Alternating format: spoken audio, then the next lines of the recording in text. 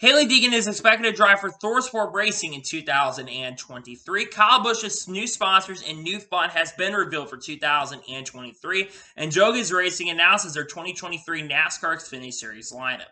What's going on, guys? It's Daniel, and welcome back to our video. We got a ton of NASCAR and other motorsports stories discussed here today on the channel. Let's go ahead and just show those really quickly. We're going to go ahead and start by talking about Lubezone, as it was announced a couple days ago that Lubezone will sponsor Josh Berry for 2 races in 2023. I believe that puts Josh Berry up to 28 or 30 races that he's officially sponsored so far for 2023, and he's nearly fully sponsored. The paint scheme, by the way, looks really incredible, and excited to see that Lubezone will sponsor Josh Berry for 2 races this upcoming season. And now we're going to go ahead and jump on to the next story of today's episode, as we're talking about F1. As the 2023 sprint races for Formula 1 have been revealed and was supported by Chris Medland. So the 6 races that will be sprint races will be Baku, Interlagos, Austria, Spa-Francorchamps, Austin, and Qatar. Now, you know, my opinion, I think 6 sprint races is a little bit ridiculous that they're doing 6 sprint races, but those are the races that will have sprint races in 2023. Let's just go back to traditional qualifying format. I understand why they're doing it, but those are the 6 races that, regardless, those are the 6 races that are going to be sprint races in 2023. And now we're going to go ahead and jump on to the next story of today's episode, as we're talking about Formula E.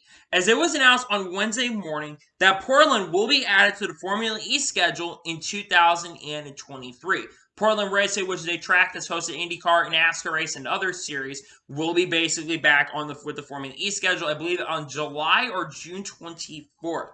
Really excited to see that Portland's getting added on the schedule. Good track to go to for sure. Definitely, if with that race, you better go support the racetrack, and hopefully people will be out on the racetrack and support the racetrack when it does come around.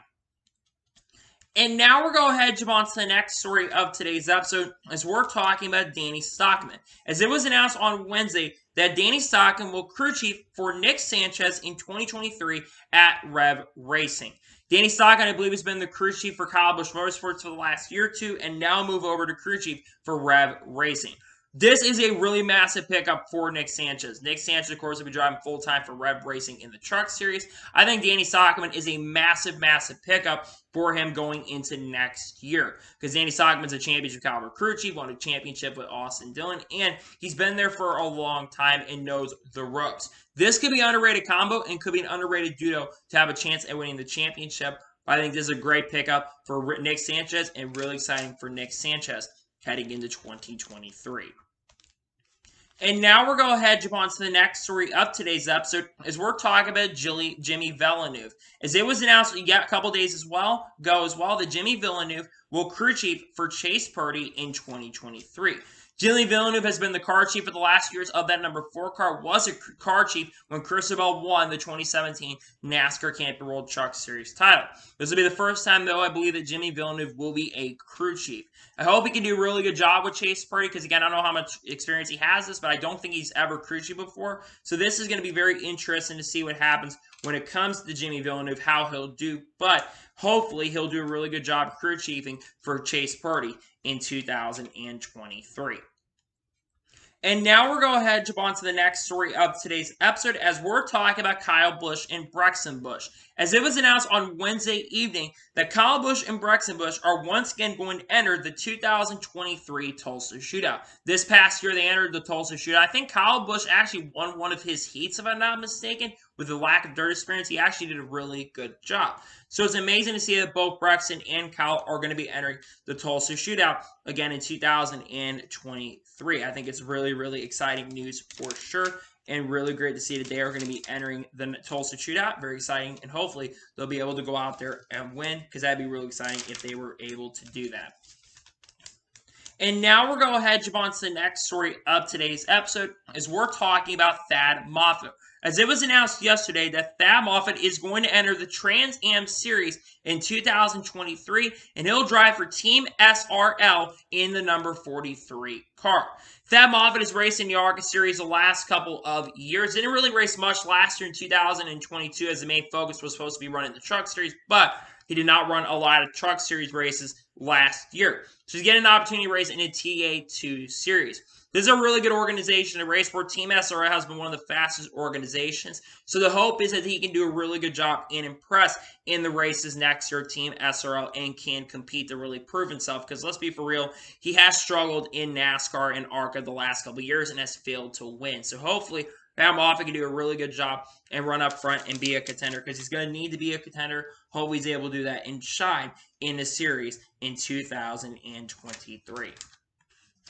And now we're going to jump on to the next story of today's episode, as we're talking about the Lucas Oil Late Model Dirt Series. As it was announced yesterday that they are going to be running a chase-style format in 2023. Oh boy, this has caused a lot of controversy because they're adopting an NASCAR-style chase format. Everybody knows that has been very unpopular. Now, I understand why Dirt's trying to do here. They're trying to make more money for the series, and there's a $1 million prize pool, I think, for the winner of this, which I think makes a lot of sense. But a lot of people are going to be really, really frustrated about them running a chase-style format.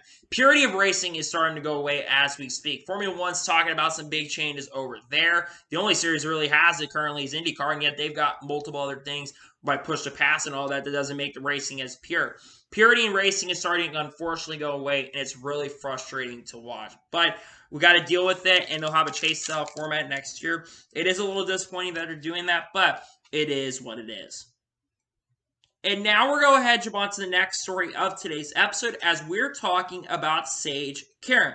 Now, it was reported by Casey Campbell, who did an interview with Sage Karam as of recently, that Sage Karam does not have an Indy 500 ride for 2023. Now, for the last couple of years, Sage Karam has drove the number 24 for Dry Ryan Bull Racing, but that ride has been taken by Stephen Wilson and Don Cusick heading into next season. Sage Karam, a very talented driver, has had really strong runs with the team. I'm really interested to see if he's even going to have a ride in the Indy 500. Now, obviously, I think he is going to be focusing on trying to race in the NASCAR Xfinity Series next year, running a lot. I think running more than half the schedule next year in the NASCAR Xfinity Series, and trying to get that experience in NASCAR to run up front. Very interesting to see what happens with Sage Karam, but he's not got an Indy 500 ride at the moment, and I'm not sure if he will have an Indy 500 ride in 2023. And now we're going to jump on to the next story of today's episode, as we're talking about Eddie Tarquinis. As reported by multiple reporters, including Toby, I believe it's Toby Christie may report this, and Bob Pockers, that Eddie Tarquinis has been named guilty of second-degree assault on Clayton Hughes. This story has been going around for a very, very long time. There was an assault charge all the way back at Talladega, if I'm not mistaken, after they got into a fight between Clayton Hughes and Eddie Tarquinis. Eddie Tarquinis had basically been freed, and now he's basically been charged, and I believe will be going to jail. It's a really unfortunate story when it comes to Eddie Tarquinis, but I'm not really shocked and surprised with how everything kind of went down. It's really sad. The story is just a really, really sad story overall. A really sad state of affairs that really ended up happening. So, unfortunately for Eddie Tarquinis, he has been charged with second-degree assault and will be spending his time in bars for quite some time here, unfortunately. And now we're going to jump on to the next story of today's episode, is we're talking about IndyCar. As was reported by Adam Stern yesterday, the IndyCar plans to significantly increase its marketing budget for next year, as Roger Penske's racing series responds to calls from the industry to be more aggressive in the face of rising competition. This is one thing that IndyCar has been really struggling with, because the racing has actually been really, really good. But IndyCar has struggled at one thing, and it's marketing. Now, they do a really good job marketing the Indy 500, but if you're going to keep your series around long term, you cannot just market the Indianapolis 500. You've got to market every other race, including the drivers in the series as well. That's one thing they're going to have to do if IndyCar is going to increase, which we'll talk about something that they're actually planning on doing here in just a short while. But I think it's really cool that they're finally starting to realize this, and they're starting to agree with a lot of fans that they cannot be complacent. They need to start making some moves if IndyCar is going to grow. That's one thing IndyCars have problems with, is they can't seem to get eyeballs on the series outside of the Indianapolis 500, because the Indianapolis 500 does 3 to 4 times more of the race than the other races do. And that's not a good thing at all. You want to see the other race to get close to Indy 500, or as close as you can to Indy 500 in popularity as possible. So what they need to end up doing is they need to be more out there, promote on social media, and they got a new social media manager coming in to promote that as well, which I think is really exciting news. So really good news on that front overall. The IndyCar is planning to make some changes heading into 2023. And now we're going ahead and jump on to the next story of today's episode, as we're talking about Josh Blecki. As Josh Blecki put out a tweet on Wednesday evening, and he will be announcing his 2023 plans on Monday, December the 12th. Now, I do know one thing that Josh Blecki is going to be doing next year. I cannot say currently at the moment, but I'm very excited about this. Josh Blecki obviously does not have a ride currently signed for 2023 on the NASCAR side of things, as far as I know. Now, Josh Blecki obviously could have a few potential places he could go to. Alpha Prime Racing is a potential option he could go to. Also, Spire Motorsports, that truck, the number 7 truck, has not been announced.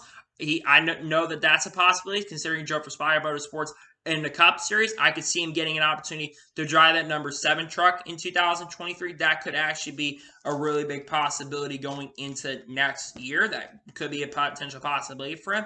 And there could be other rides that he could end up getting for 2023. That is a possibility as well. So we're going to have to wait and see what happens in regards to what happens with Josh Blecki heading into next year. But it sounds like we're going to know his plans on December 12th. I do know one thing he's going to be doing, and I'm really excited about it, but I cannot reveal it at this time. So we're going to have to wait and see what happens. But it looks like there's going to be some pretty cool stuff announced around Josh Blecki here in the not-so-distant future. And now we're going to head jump on to the next story of today's episode, as we're talking about Jesse Iwuji Motorsports. As first reported by TobyChristie.com, that Jesse Iwuji Motorsports is going to be suing Equity Prime Mortgage for $4.125 million. The reason being is due to a breach of contract. They were supposed to pay a bunch of money up front to Jesse Iwuji Motorsports, I think like $2.3 million in 2022. Then that would increase in 2023 to $3.125 million. Unfortunately, though, they basically breached that contract, did not pay the money that they were supposed to end up paying, and now they're basically in a lot of trouble with a lot of people. This is really, really unfortunate considering the fact that Jesse Iwuji Motorsports, basically a team that's really showed some progress last year, but when you're not paying the money that you are supposed to pay, that can become a little bit of a major problem and can become some pretty big issues. So really, really unfortunate situation going on over there at Jesse Iwuji Motorsports. I know that team basically was asking for a lot of money, which the money they were asking for was kind of a little bit crazy, not going to lie, but it is good to see. It's kind of when you're supposed to be paying a certain amount of money and you're not paying it, that can become a little bit of a major problem. So what's going on there is a little bit disappointing, but it is what it is, and it's kind of unfortunate to see what's going on over there at Jesse Iwuji Motorsports, and it'll be a story that we're going to be following here over the next couple of weeks. And now we're going to go ahead and jump on to the next story of today's episode, as we're talking about the National Fairgrounds. As a couple of nights ago, the National Fairgrounds had a public meeting, and there were a lot of stuff talked about with the people, and one of the biggest things that was brought up, and two things that were brought up in the meeting, was the noise and the traffic when it comes to that. One of the people basically said that the track, basically, we've been around a lot longer than the racetrack. Someone did say that at the meeting last night, by the way. Other people were basically saying that there were some traffic concerns and other things that could have been a major factor. Here's what I'm going to say when it comes to the noise. The people complaining about the noise of a racetrack, this track has been around for over 100 years. Probably longer than most of you have been alive. That is something that I do not completely understand at all. I don't completely get why people are complaining about the noise of a racetrack. It just gets really frustrating to me. I get racing is loud, inherently racing is loud. But National Fairgrounds has a solution for a lot of these problems. Now, one thing I will agree with is some of the people basically talking about the traffic situations, that could actually become a major problem, and parking could be something to watch for as well. But if you're complaining about the noise of a racetrack, you're just grasping at straws to me. I was a little frustrated. It's like the racetrack has been there for over 100 years now, and you're complaining about the noise of a racetrack. It baffles me. I know they're trying to get the National Fairgrounds fair. I know people have opposition. I understand why people are opposed to it. I just get frustrated because if you're complaining about the noise of a racetrack and the pollution and all that stuff, I can't believe it. And they basically use like a young high school, if I'm not mistaken, who hasn't been around long enough to understand. It's just really irritating and really frustrating to see this because, the National Fairgrounds has been there for over 100 years. And we're seriously complaining about noise.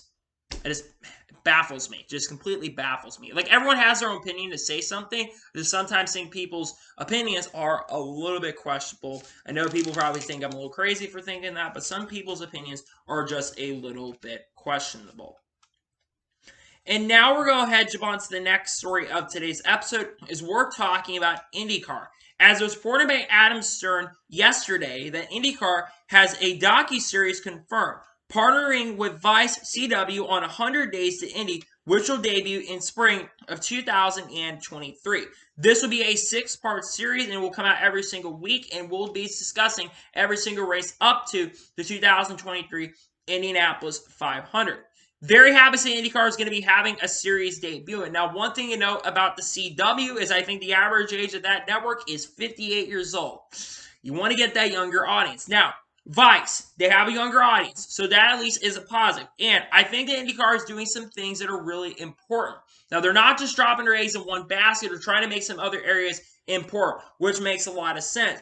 But I think this is a good thing that they are trying to basically find a way to focus at least on trying to have a docuseries out, not just IndyCar fans, because that's the problem with NASCAR. NASCAR had their docuseries, the Drive to Survive series, and it won on NBCSN and Peacock, which most NASCAR fans are going to have anyways, and wrestling fans are going to have anyways, and most fans compare both the sports anyways at this point. So they definitely, it's a good thing that they're at least trying to make it a little bit better. And I think it's good to see that they at least are trying to change it up just a little bit. Again, they need to do this. They need to IndyCar has had problems growing their series and their brand. And if they didn't do something, they were going to be in a lot of trouble. So at least there's a positive in that front in regards to its docuseries that they're doing. There's been rumors that they're going to do a docuseries for a while, and I'm glad it's been finally confirmed. However, I would definitely like to see some different things come out in IndyCar. Maybe like your social media page get bigger, but don't put your eggs in one basket, especially if the series ends up flopping. And maybe just put it on Netflix. Just a thought. And now we're going to head jump on to the next story of today's episode, as we're talking about Denny Hamlin. Now, SiriusXM NASCAR Radio was basically having a debate about the championship format. Denny Hamlin, he actually called in on the championship format and actually spoke to multiple people who were at SiriusXM NASCAR Radio at the time. I think Daniel Trotta and Larry McReynolds were on the call at the time, and he spoke on the championship format and talk about, says we need a bigger sample size, and really reiterated his points on that, talking about how basically when it comes to like the NFL and stuff, you have 2 teams, and normally you're not going to have the quarterback mess with. There's a lot of outside factors that can really play a role, he said, into the championship format. And he's absolutely right. That's my biggest gripe with the whole championship format, is that a one-race championship can be messed up by multiple different things. You can have a flat tire that it could affect you. He basically, what he wants is a larger sample size of a championship format, which I absolutely 100% agree with Denny Hamlin on that. I think if you increase how many races were in the championship format, let's say you increase it to 3 races for the championship format, we had 3 races where probably you're not going to have someone mathematically out unless they have wreck out of 2 races. You won't have someone mathematically locked out on that. I just think when it comes to this, they need to go ahead and find a way to make it more important to go out there. And I just think it's frustrating that basically one race can determine a champion. I've had problems with a one-race championship format for a very, very long time. So I 100% agree with Denny Hamlin on that aspect. They need to increase how many races are in the championship format, because that's a little bit frustrating. There's only one race to determine, and there's too many outside factors that could really play a factor in a role in affecting the outcome of a championship.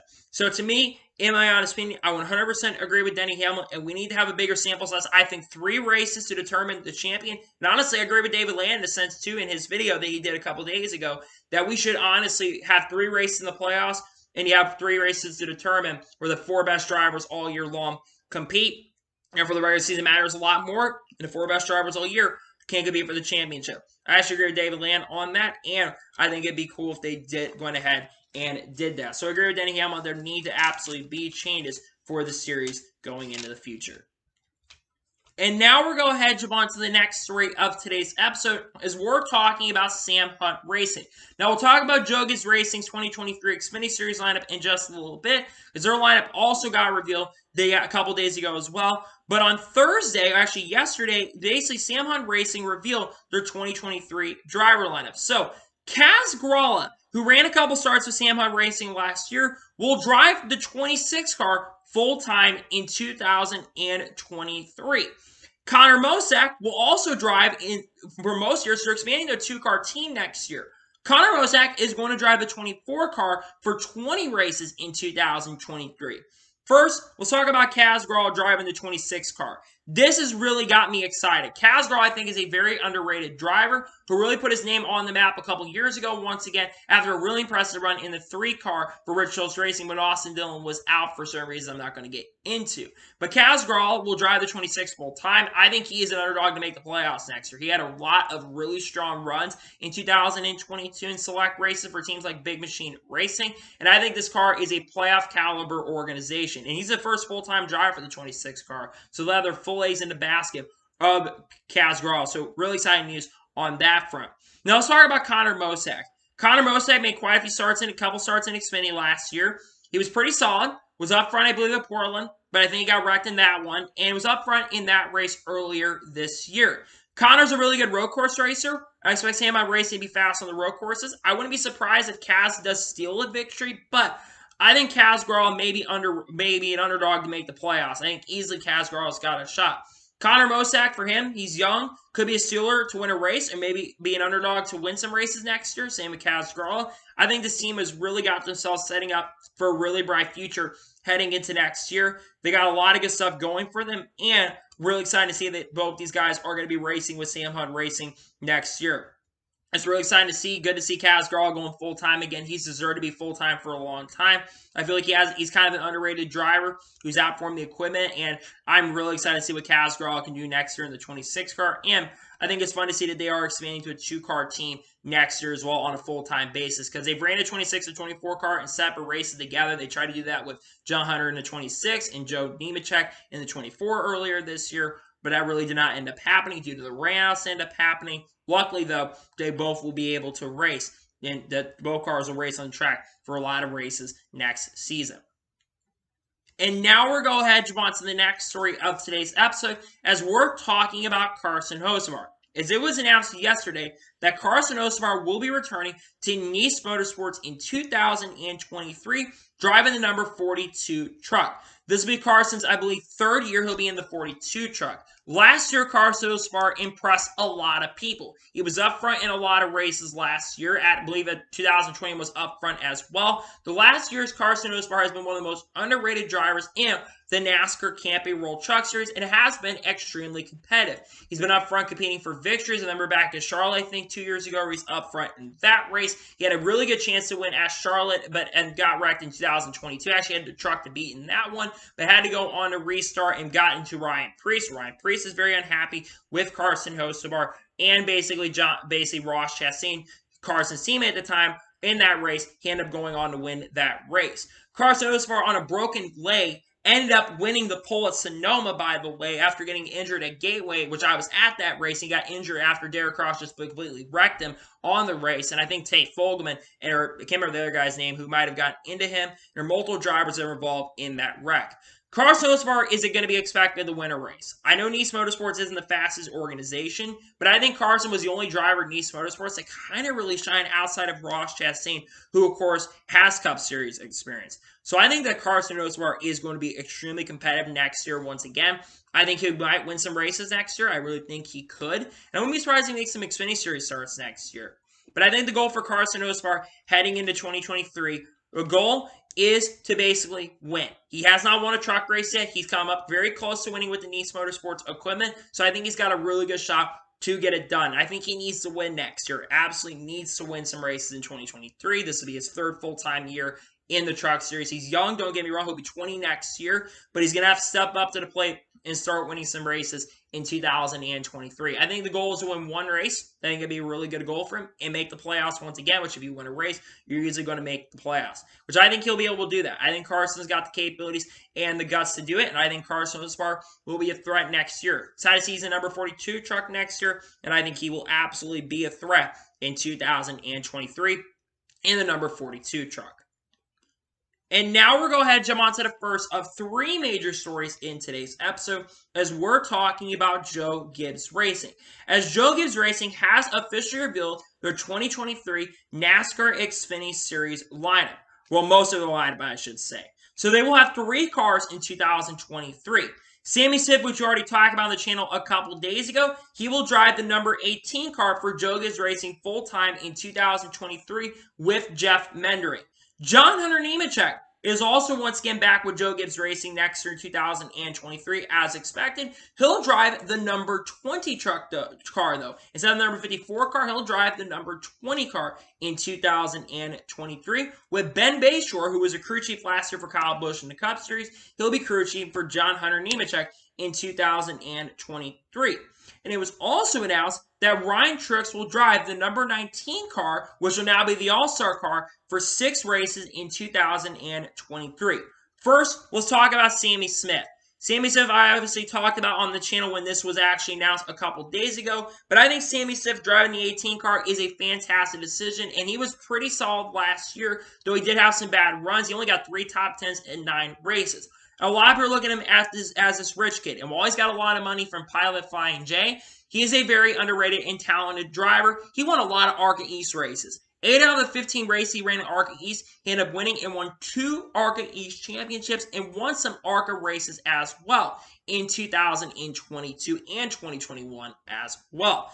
I think Sammy Smith will be a very championship threat in that 18 car next year. I think he will win a couple races in 2023, and I think he's in really good position heading into next season. Now let's talk about John Hunter Nemechek.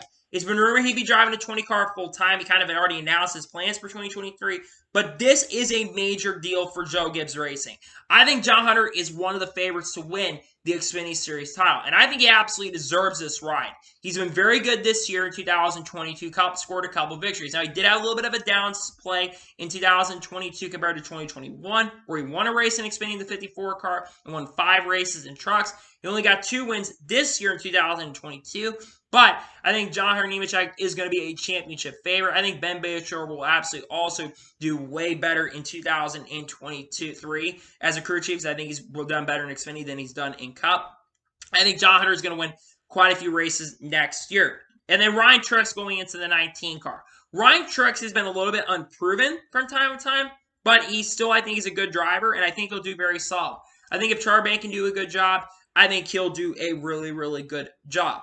But now that leaves a question around who else will drive this 19 car. Well, Ty Gibbs will be running a lot of races in the 19 car. He actually can run up to 21 races next year in the NASCAR Xfinity Series. So I think he'll run around 5 to 6.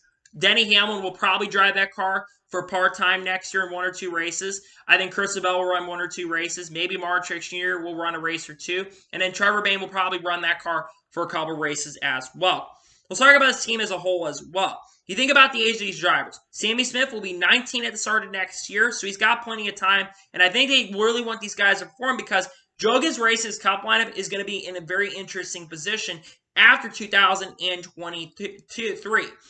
Basically, Denny Hamlin could leave the team at the end of next year with the sponsorship issues with FedEx. If they don't get that approved, though, I think that will get approved. Mark Jr., I think, will retire potentially at the end of next year. And then, of course, you have Chris Bell, who's almost 30 at this point. And then Ty Gibbs will be a rookie full-time next year. These guys are going to be asked to step up to the plate and run really well. That being said, though, I think this is a championship caliber team. I think Sammy Smith will win a few races, have a shot at the championship 4. I think John Hunter Nemechek will actually make the Final 4 and win quite a few races next year. And I think Ryan Truex may surprise some people as well in a pretty positive way heading into next year. It's really exciting news, and Joe Gibbs Racing's got a pretty solid lineup heading into 2023. And you've got to be really excited if you're a fan of Joe Gibbs Racing heading into 2023 in their Xfinity Series lineup. I think these are 2 well-deserving drivers of the rides they got. Sammy Smith had some good runs this past year, and I think they both will be championship threats heading into the 2023 season. And now we're going to head on to the next story of today's episode as we're talking about Hailie Deegan. Now, I've kind of talked about this already on the channel a couple days ago, but Hailie Deegan is expected to drive the number 98 truck for Thorsport Racing in 2023. Now, why would Hailie Deegan go over to Thorsport Racing? Well, it is expected that that team will be moving over to Ford in 2023. Another reason why a lot of people think this is going to happen is because Christian Eckes is moving on from Thorsport Racing in 2023 and will be driving for McAnally Hilgeman Racing in 2023 to drive the number 19 truck. Let's talk about Hailie Deegan, because Hailie Deegan, there were a lot of talks about where she was going to be going for the last few seasons. First, people thought she'd be going to SS Greenlight Racing in the NASCAR Xfinity Series. Then it got reported that she would basically be going over to Front Row Motorsports in the Camping World Truck Series. Then I got reported that maybe she'd go to Stewart-Haas Racing in Xfinity. But now it looks like she will be driving for Thorsport Racing. Thorsport is a championship caliber organization who will be up front.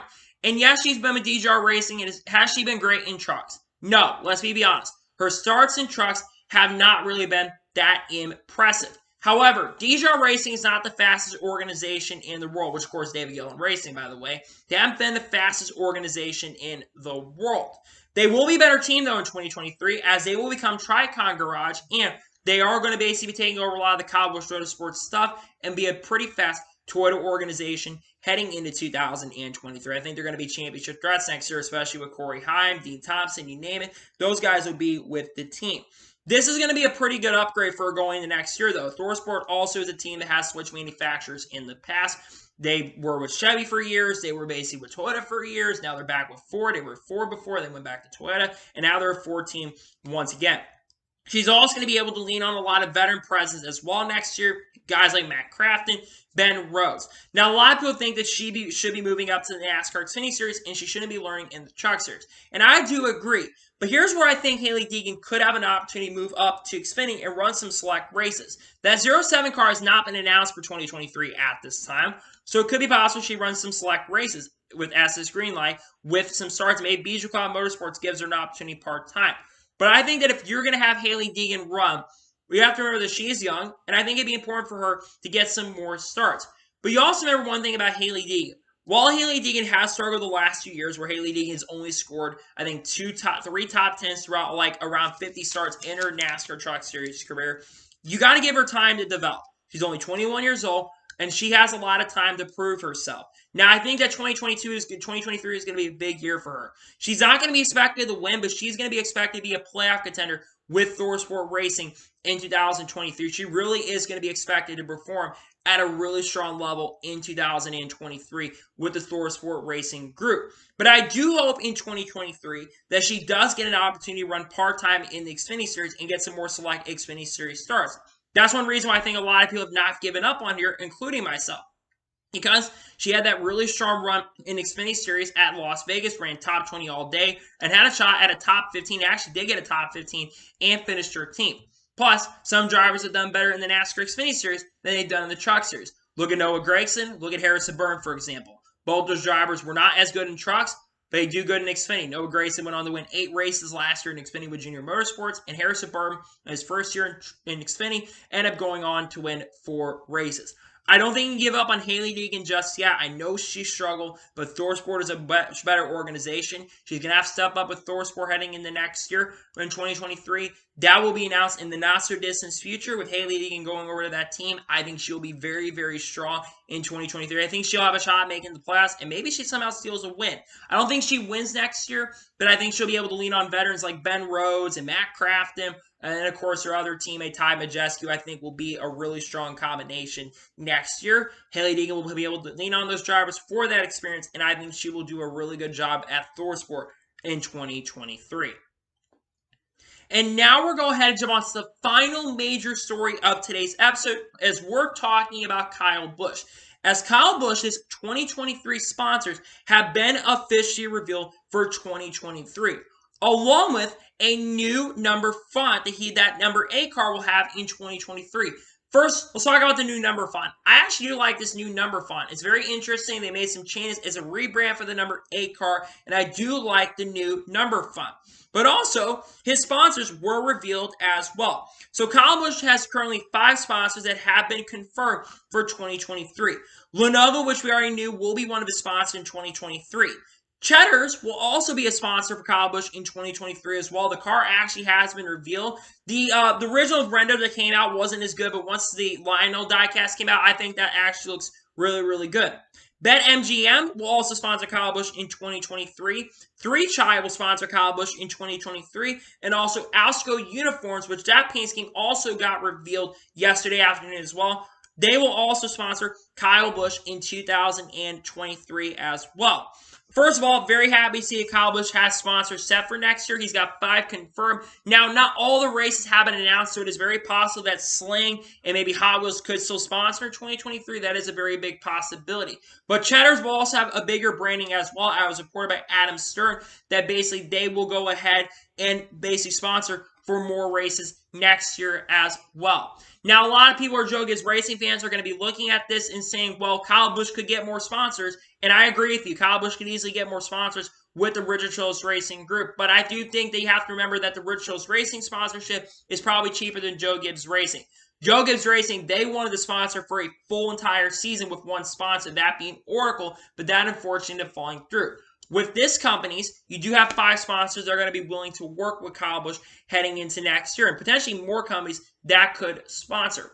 But when I go back and look at Kyle Busch heading into 2023, Kyle Busch is going to be a driver that I think is going to surprise a lot of people going into next year. And a lot of people are thinking, well, that car is not a championship caliber ride. I kind of disagree. I think Kyle Busch actually has a chance to win the championship in 2023. Historically, Kyle Busch won the championship in 2015 and 2019. So maybe if Rich Childress Racing, Kyle Busch could get Rich Childress Racing their first championship since 1994 with Dale Sr.